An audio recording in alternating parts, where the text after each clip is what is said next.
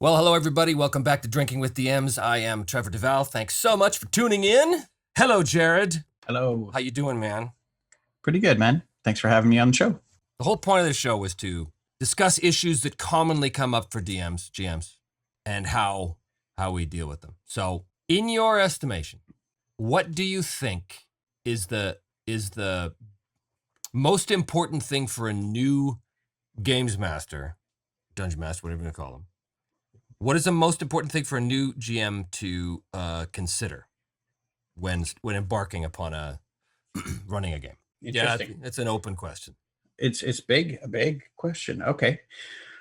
I think we definitely touched on an important one in part one here, which was don't focus on telling your story. Allow the players to contribute. If possible, I think it's best to let them drive, but that is slightly more advanced. So don't worry about that. Have some ideas in mind, but be ready to throw them all out and run with whatever the players do. Yeah, I feel like there's so much more to put into that, but if you approach GMing with that in mind, with that open, that open and just fearless, like don't worry about it. It's just a bunch of people getting together to try and have fun. A story may occur, right? but don't worry. That's not really what this is about. This is about creating a shared experience, which may have story elements attached to it. I think that might be my Yeah, that's thing. Good. I agree with that entirely, and I think the strength of a role playing game. We've talked about this before. That a role playing game is a unique form of entertainment because you're not a writer, you're not an actor, you're not watching a movie. It's none of those things, and it's all of those things. It is an absolutely unique form of entertainment that exists only within the minds of those who are experiencing it. Now, these days, people are, putting their games on Twitch and YouTube and stuff, and for some reason, people want to watch that. Apparently, but it'll never catch on. It'll never catch on. It's a fad. Yeah. but it's a completely unique form of entertainment, and I think to try and jam it into a story box kind of takes away from the strength of it. It really does. I wish I could attribute it properly, but there's a quote that I really like, and it's role-playing is unique as a form of entertainment in that the audience and the performers are the same. Right. Which is a unique thing. So you perform while experiencing. You are creating and contributing to the entertainment, as opposed to that being a binary, a one or the other, right? Totally. And it's so easy. Here's the thing. You know what I find really challenging is running a game like Delta Green. Delta Green is like a modern day Call of Cthulhu kind of thing. Kind of Cthulhu meets X-Files kind of game. Really fun, but it's an investigative game and it's a horror game. I find that with investigative horror games, in my experience, that it would be hard to create a sandbox kind of game with that. Now, there are Kevin Crawford, who did Stars Without Number and Worlds Without Number and Silent Legions, which is basically his version of Call of Cthulhu, where you make up your own mythos and you make up your own factions and everything. He designed that game specifically to be exactly that, like a Call of Cthulhu sandbox game. And I think, how does that work? How do you run a mystery game? Because a mystery is fixed, right? There's the thing that happened, and there's the complications, and there's the investigators trying to figure it out and puzzle it out, and there's clues they have to find, and they have to find clues in order to put it together to understand what's happening and solve the mystery. And as I'm saying this, I realize that I just did that in season 1 of Me, Myself, and Die. where the last few episodes were running a mystery where I did not know the outcome. So I guess I'm full of crap because apparently it can't be done. Yeah, you're touching on important things because it again, and I have long believed this is the most critical element of the hobby is expectations, Mhm. and that it's also true if you are referring back to mysteries, since that was what you were talking about. If you are picking up a mystery novel, one of the things that the cover and the front and back needs to tell you is what kind of mystery is this? Uh, because there are many different ways, and it's the same for movies.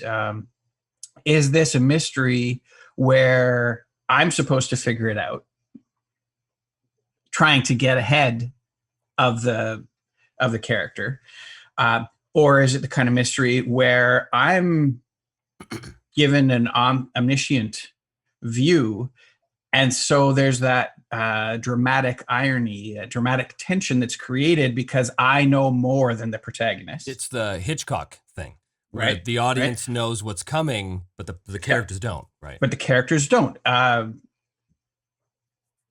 Yeah, so the point being, I don't need to list them all, but the point being that there are multiple types of mysteries, and that as long as the expectations are set correctly, they can still be mysteries and be enjoyable.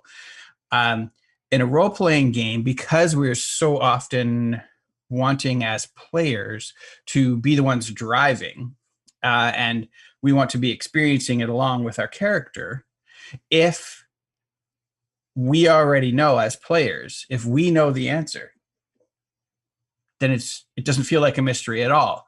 And it's possible. I'm just allowing this to flow along. Literally the name of the show, man. It's fine. Yeah, right. So I haven't. I'm not speaking from a great deal of the long-term thought or analysis here, but I feel like role-playing games are not a good way to experience that dramatic irony, where the audience knows more than the character in the show. Yeah, and did you play much Fate? I bounced off Fate pretty hard. I Me tried too. it repeatedly. Yeah, me too. It was, And I wanted to like it. Yeah, I me really too, did. me And too. it just didn't click for me. Yeah, I love the core mechanic. I love the 4DF. I love that. Yeah. But something about the fate point economy really bugs me because it is literally, and I've had this conversation on forums a gazillion times over the years, but it's literally pulling yourself out of your character to observe the situation as the author to decide, now what would be the most interesting way right now for this character? And I'm like, nah, I don't want to do that. I want to be in the moment. And again, I'm not disparaging that style of play. There's people who love Fate, and that's great. Good on ya. But He's disparaging a little. I'm disparaging a little. Hey, if you guys want to run me through a Fate game, I will consider playing that. But I will be generous, very, man. Yes, I will be very judgmental when I do. I will tell you why you're doing it wrong. Bob's Burgers. Okay, I'll go, but I'm going to complain the whole time. But it's that idea of pulling yourself out of the narrative in order to, and I just that's why. Yeah, why was that relevant? Yeah. Why was that relevant? To a mystery. Yeah, right. So it was a mystery game. If you're playing a mystery in Fate, presumably at some point the players know what the answer is, but the characters don't. So let's see. Let's pretend what is the character? Yeah, takes all the surprise. Yeah, I want to be surprised. That's what I said before. Even as a DM, I want to be surprised by what happens. That creates a world. For those players who are new to this whole game and have only really gone through modules or only gone through sort of like the DM story, you cannot know the satisfaction of inhabiting a world through your character in which the GM knows everything on the map. He knows exactly where everything is, and if you decide to go to this hex, he knows what's there. Mm. But he makes no apologies for what happens to you there. There is, I played in a game years ago when I was still back in Edmonton, called The World of Afgard. It was run by two DMs, Murray and Bruce. They had both spent years developing this world. They had stacks of binders with intricately color-coded maps of everything in the world. Pretty much, period. And they had binders full of the factions, of the NPCs, of the history, of anything. And you're basically plopped in the middle of this world with your own backstory. And you're part of this world. You create a character that is very much intertwined with the details of this world's history and its peoples. And you go. And I have never had a more magical experience as a player than in that, because to know that I can go anywhere I want and the GM is going to know because he's already designed it, he's already built it. And that's the ticket right there. Exactly what you just said. That sense of it already existing before I got there. A living world. Is a sense of discovery. I feel like if I have a strength as a GM, it's my players don't know if that's true or not. Right. At any given time, I feel like I've been doing this for long enough that I can most of the time convincingly portray that new area that you decided to go to as though I had planned it, whether I have or not. Yeah. You can't tell. And so I hope that I can convey that sense of magic of discovery because it very well might be. That might be something that I've had planned for so long and I was desperately hoping that you would eventually get to. Right. That may be true, or I may be making that up as I go along. Right. But if I can convince you that it existed already, then I'm preserving that magic, that verisimilitude, whatever word you want to use. Yeah. That is not good advice for a new GM. I think what always drew me to the game, what always attracted me to the game, was this idea. People have a false idea about what the game is. A lot of people think, especially on the outside who've never played, they think, oh, so you can do anything you want. No, you can't do anything you want. You're bound by the rules of the world. And this kind of goes back to what we were talking about at the very, very, very beginning. As long as you understand those rules, then great. But you are bound by the rules of the world. You're bound by the rules of the game. You can't do anything you want. You can try anything you want that your character could reasonably try. And I think that's a huge distinction for people who have never role played before. You know, they think, oh, well, I want to be able to fly. Well, your character has no way of being able to fly. So better find a way to figure that out, and maybe you can. Yeah. You know, but I would love to do an episode just about like old school, the old boy experiences, the old men's experiences of what it was like. And you know, as I said, maybe it's not that different. You know, because everybody, especially your first game, when you play your first game, it's always a magical experience. Well, maybe not always, but I'd like to hope that for most people that it's always a magical experience, because it really does open your mind to a whole new world of this is a form of entertainment. Because like we said before, it doesn't exist in any other form. This is the only place where this type of entertainment exists, where you're participating at the same time as witnessing, and you're with people and you're rolling dice, and everyone has their own idea of what's happening, because you know the collective imagination is only it's corralled by the game master's description, but the details are all your own. You fill in necessarily your own version of it. If we could take a camera and put it directly into the brain of every player around a table and to compare what they see when the game master describes a scenario, that would be fascinating to see. Really, you know, really would. There's among my favorite moments in role playing was watching an actual play, John Harper, who designed many awesome games, including Blades in the Dark. And in one session of Blades in the Dark, he just, and it was just so honest, the way he spoke it, and then called himself out on it. But what he said was, okay, so you go in and imagine like the coolest room you've ever been in. It's like that. That's some top GM. That's some next level stuff right there. Right? And he's like, wait a second, what the hell does that mean? What does that even mean? But didn't tell anyone anything, or did it? Yeah, right. Well, I mean, we've talked about this before, where C.S. Lewis in the Chronicles of Narnia, I think it's in the first one, in The Lion, the Witch, and the Wardrobe, where his description is of this giant meal that everyone's having, right? And his description is basically, there was bread and meats and all the things that you would expect at a magnificent feast. Done.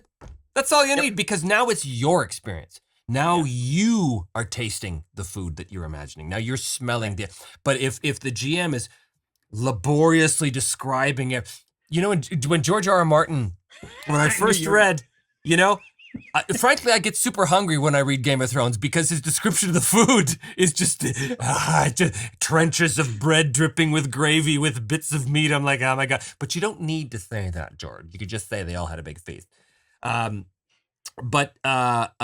To try and describe that as a GM, that's a real hit or miss thing, which is more powerful. A poetic GM who's able to harness the power of vocabulary in order to express an image that is not just an image, but touches upon the olfactory senses and the auditory senses, or it's everything you would imagine that a feast would have, which is coolest room you've ever been in. Yeah, yeah, which is better.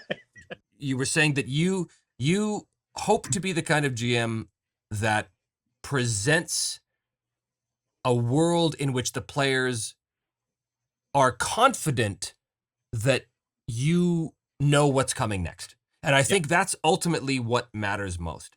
I have been in games with GMs who are very transparent. Very transparent. Basically, they let you know, hands down, up front, well, I'm just making this up as I go along and I'm rolling. I've done that. I did that in the Forbidden Lands campaign we did. Right. I think some of the magic dies when the GM does that, because even though we all know it's a game and we all know the GM can't know everything, we kind of want him to know everything. Like there's a part that really wants to believe, well, he actually knows what's in every hex on the area map. I was accused in the old days of being a killer GM. I was accused because I ran a game. It was in the Palladium system, but it was run in a world which is a direct ripoff of the world of Aefgard, which I told you about just now, where I went, that's awesome, I'm stealing it and making my own version of it, my own like cheap knockoff version of it. And and so many characters died in that game because my players at that time were unused to the sandbox. They were unused to because they were so conditioned to this idea that they were the protagonists in the story and that they had plot armor and that they really could. And this game was an utter 180 from that. It was like, you're nobody and go. And the dice, there was a huge deal that was made in that game because I did, for the first time, I did something that was never done in our group.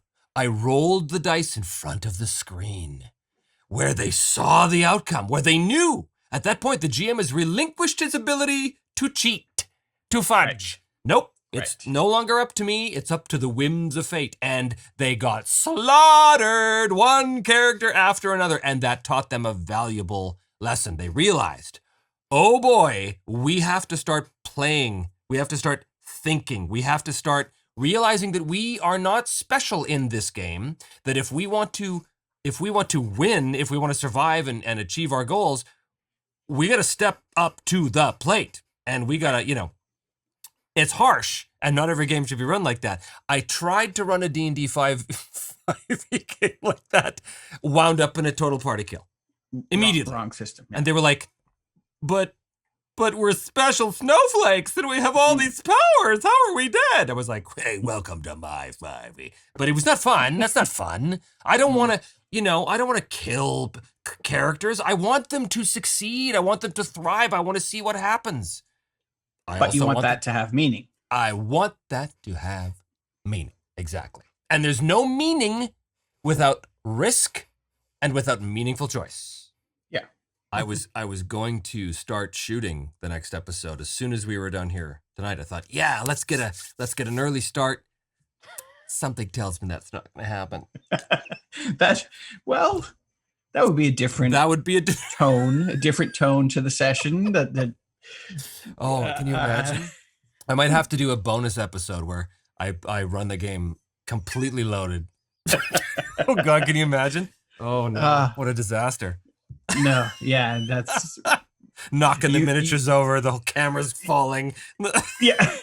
And the little train, you'd probably break that. And so what he's referring to is somebody early on in the season 2 had mentioned, wow, how does he do the moving camera? Has he got it on a train? And I thought, you know what would be the best thing? If I did a behind the scenes episode where I had this train set surrounding the game table with the camera, choo choo, and it goes through a tunnel, and that's why I have to cut away from that angle because the train's going through the tunnel, so I can't use that footage. It's not a train for those of you who are still thinking, how does he do that? It's not a train. He's not going to tell you what it is. No, but it's not a train. No, it's a small child who I've hired, 5-year-old child, to constantly move back and forth. It's all right. I pay it in food. Right. That's how Hollywood does it. How Hollywood does it. It's not that either. In case anyone ever publishes this to YouTube, or if I do, could happen. Could happen. Oh, monstrous. Good stuff. Thank you so much. Thanks for having me. Yeah, of course. And I'm sure we'll have you back again. When you're even though I contradicted you. See, yes. What a generous man your host is. See, exactly.